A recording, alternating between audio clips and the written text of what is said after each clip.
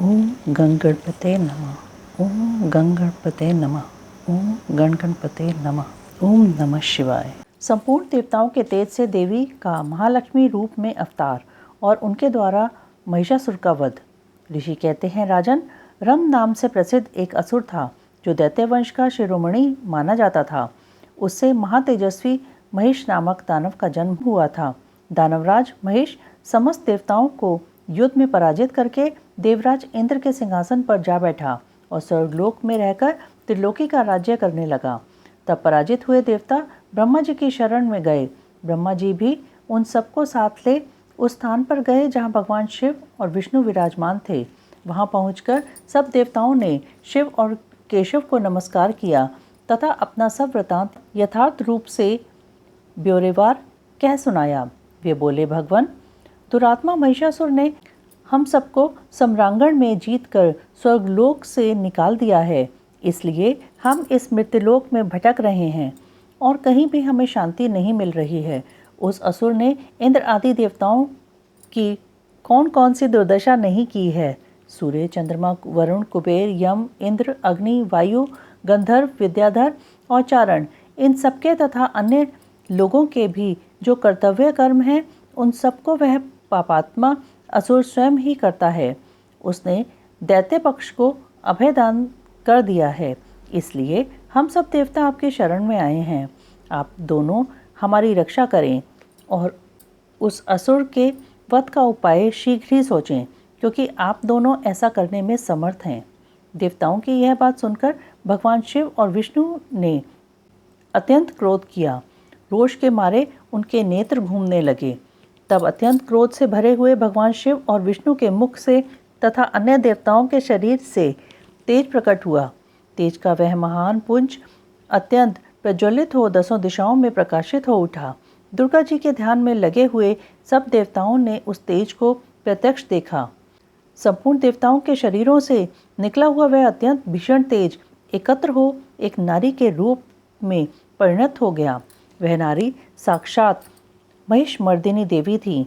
उनका प्रकाशमान मुख भगवान शिव के तेज से प्रकट हुआ था। भुजाएं विष्णु के तेज से उत्पन्न हुई थीं। केश यमराज के तेज से आविर्भूत हुए थे।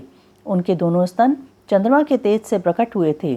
कटिभाग इंद्र के तेज से तथा जंघा और उरु वरुण के तेज से पैदा हुए थे। पृथ्वी के तेज से नितंब का और ब्रह्मा जी के तेज से दोनों चरणों का आविर्भाव हुआ था। पैरों की उंगलियां सूर्य के तेज से और हाथ की उंगलियां वसु के तेज से उत्पन्न हुई थीं। नासिका कुबेर के, दांत प्रजापति के, तीनों नेत्र अग्नि के, दोनों भौहें साध्यगण के, दोनों कान वायु के तथा अन्य देवताओं के तेज से प्रकट हुए थे। इस प्रकार देवताओं के तेज से प्रकट हुई कमलालया लक्ष्मी ही वह परमेश्वरी थीं। संपूर्ण देवताओं की तेजो राशि से प्रकट हुई उन देवी को देखकर सब देवताओं को बड़ा हर्ष प्राप्त हुआ, परंतु उनके पास कोई अस्त्र नहीं था। यह देख ब्रह्मा आदि देवेश्वरों ने शिवा देवी को अस्त्र शस्त्र से संपन्न करने का विचार किया। तब महेश्वर ने महेश्वरी को शूल समर्पित किया। भगवान विष्णु ने चक्र, वरुण ने पाश, अग्निदेव ने शक्ति, वायु देवता ने धनुष तथा बाणों से भरे 2 तरकस और शचीपति इंद्र ने वज्र एवं घंटा प्रदान किए। यमराज ने कालदंड, प्रजापति ने अक्षमाला, ब्रह्मा ने कमंडलू एवं सूर्यदेव ने समस्त रोमकूपों में अपनी किरणें अर्पित की। काल ने उन्हें चमकती हुई ढाल और तलवार दी। क्षीर सागर ने सुंदरहार तथा कभी पुराने न होने वाले 2 दिव्य वस्त्र भेंट किए। साथ ही उन्होंने दिव्य चूड़ामणि, 2 कुंडल, बहुत से कड़े, अर्चंद्र, केयूर, मनोहर नूपुर, गले की हंसली और सब अंगुलियों में पहनने के लिए रत्नों की बनी अंगूठियां भी दी। विश्वकर्मा ने उन्हें मनोहर फरसा भेंट किया। साथ ही अनेक प्रकार के अस्त्र और अभेद्य कवच दिए। समुद्र ने सदा सुरम्य एवं सरस रहने वाली माला दी और एक कमल का फूल भेंट किया। हिमवान ने सवारी के लिए सिंह तथा आभूषण के लिए नाना प्रकार के रत्न दिए। कुबेर ने उन्हें मधु से भरा पात्र अर्पित किया तथा सर्पों के नेता शेषनाग ने विचित्र रचना कौशल से सुशोभित एक नागहार भेंट किया, जिसमें नाना प्रकार की सुंदर मणियां गुथी हुई थीं।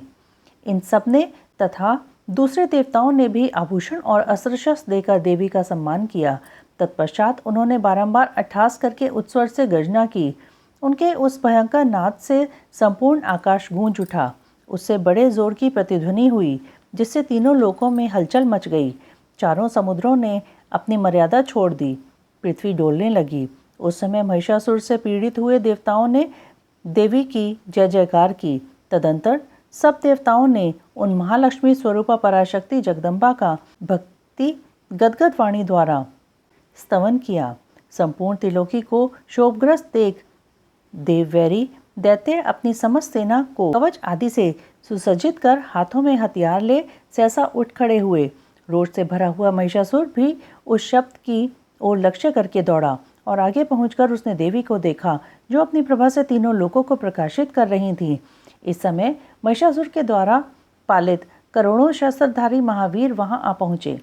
चिक्षुर, चामर, उदग्र, कराल, उद्दत, बाष्कल, ताम्र, उग्रासय, उग्रवीर्य, बिडाल, अंधक, दुर्धर, दुर्मुख, त्रिनेत्र और महाहनु ये तथा अन्य बहुत से युद्ध कुशल शूरवीर सम्रांगण में देवी के साथ युद्ध करने लगे।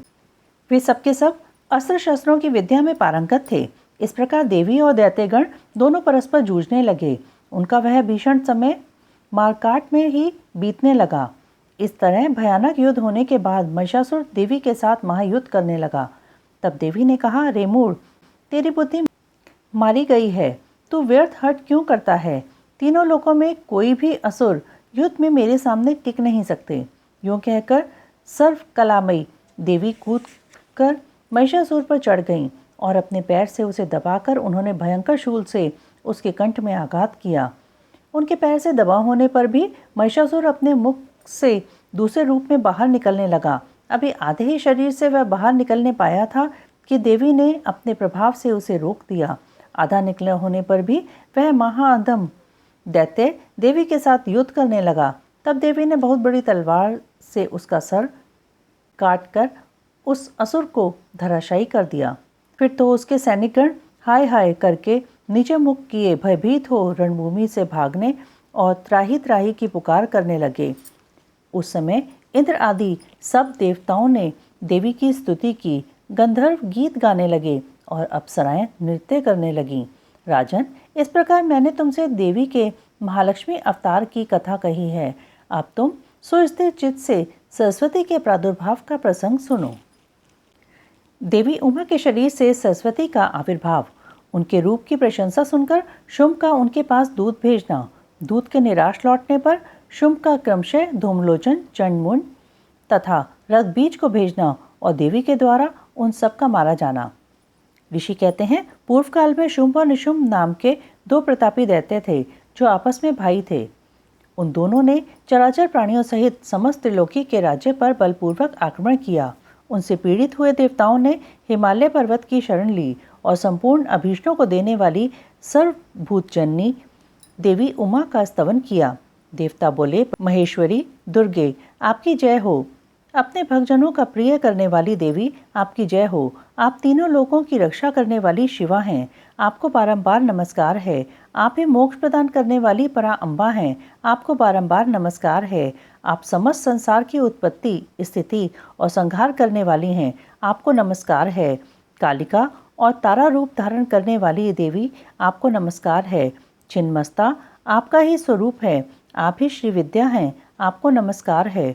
भुवनेश्वरी, आपको नमस्कार है। भैरव रूपिणी, आपको नमस्कार है।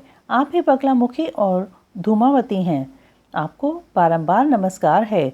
आप ही त्रिपुर सुंदरी और मातंगी हैं। आपको बारंबार नमस्कार है। अजिता, विजया, जया, मंगला और विलासिनी, ये सभी आपके ही विभिन्न रूपों की संज्ञाएं हैं। इन सभी रूपों में आपको नमस्कार है। दुगदनी रूप में आपको नमस्कार है। घोर आकार धारण करने वाली आपको नमस्कार है। अपराजिता रूप में आपको प्रणाम है। नित्या महाविद्या के रूप में आपको बारंबार नमस्कार है। आप ही शरणागतों का पालन करने वाली रुद्राणी हैं। आपको बारंबार नमस्कार है। वेदांत के द्वारा आपके ही स्वरूप का बोध होता है। आपको नमस्कार है। आप परमात्मा हैं। आपको मेरा प्रणाम है। अनंत कोटि ब्रह्मांडों का संचालन करने वाली आप जगदम्बा को बारंबार नमस्कार है। देवताओं के इस प्रकार स्तुति करने पर वरदायिनी एवं कल्याण रूपिणी गौरी देवी बहुत प्रसन्न हुई।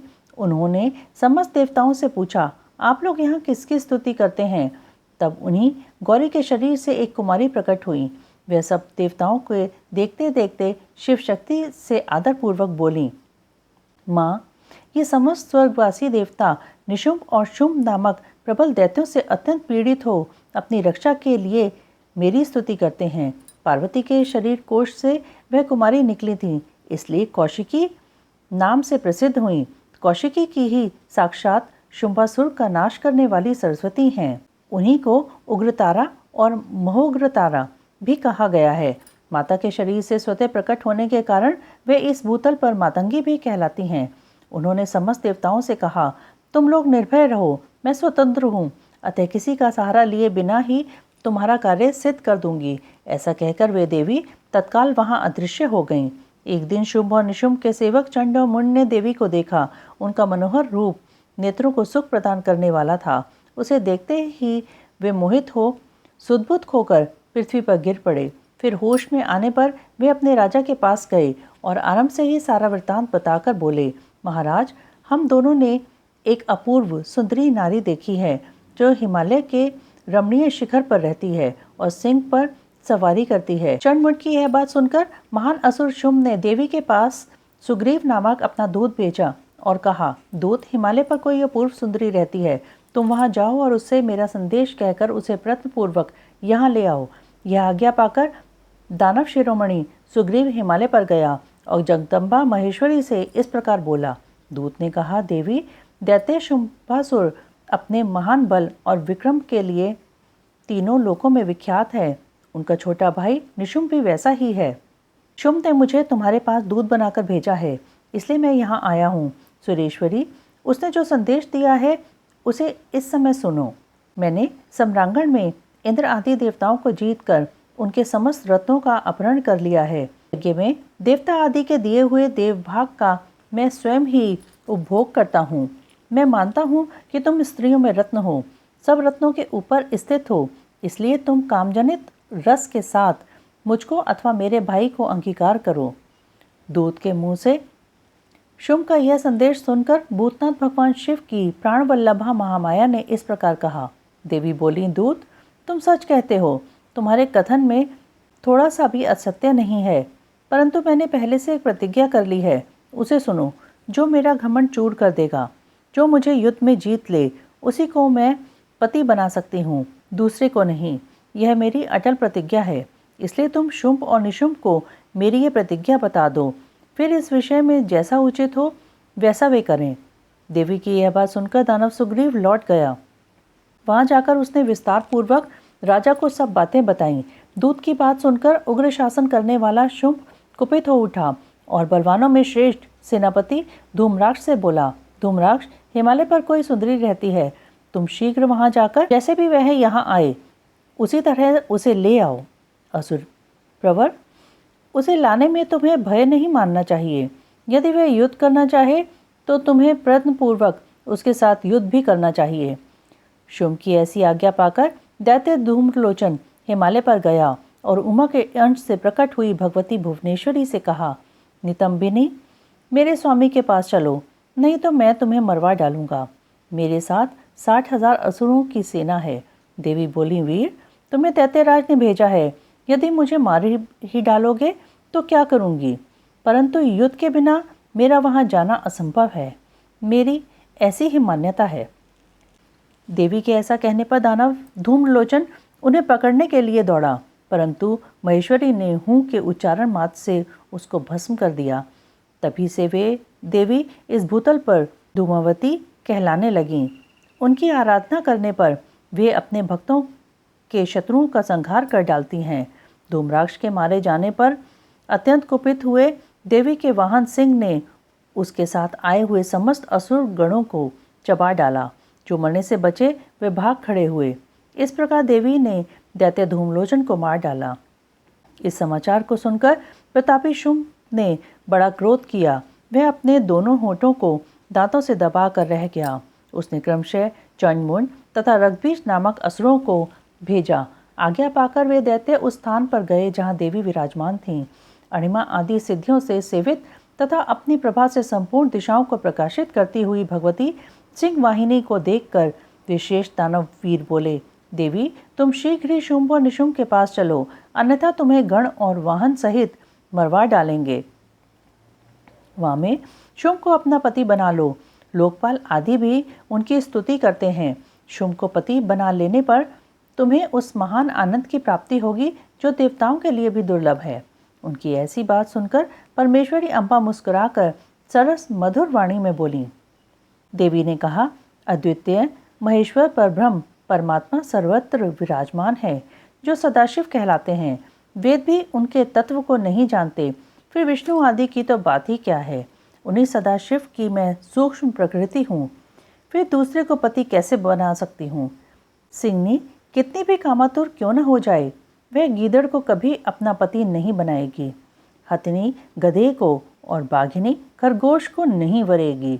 दैत्यों तुम सब लोग झूठ बोलते हो, क्योंकि काल रूपी सर्प के फंदे में फंसे हुए हो। तुम या तो पाताल को लौट जाओ या शक्ति हो तो युद्ध करो। देवी का वह क्रोध पैदा करने वाला वचन सुनकर वे दैत्य बोले, हम लोग अपने मन में तुम्हें अबला समझकर मार नहीं रहे थे, परंतु यदि तुम्हारे मन में युद्ध की ही इच्छा है तो सिंह पर सुस्थिर होकर बैठ जाओ और युद्ध के लिए आगे बढ़ो। इस तरह वाद विवाद करते हुए और सम्रांगण में दोनों दलों पर तीखे बाणों की वर्षा होने लगी। इस तरह उनके साथ लीलापूर्वक युद्ध करके परमेश्वरी ने चंडमुंड सहित महान असुर रक्तबीज को मार डाला। वे देववैरी असुर द्वेष बुद्धि करके आए थे, तो भी अंत में उन्हें उस उत्तम लोक की प्राप्ति हुई जिसमें देवी के भक्त जाते हैं। ओम नमः शिवाय, ओम नमः शिवाय, ओम नमः शिवाय।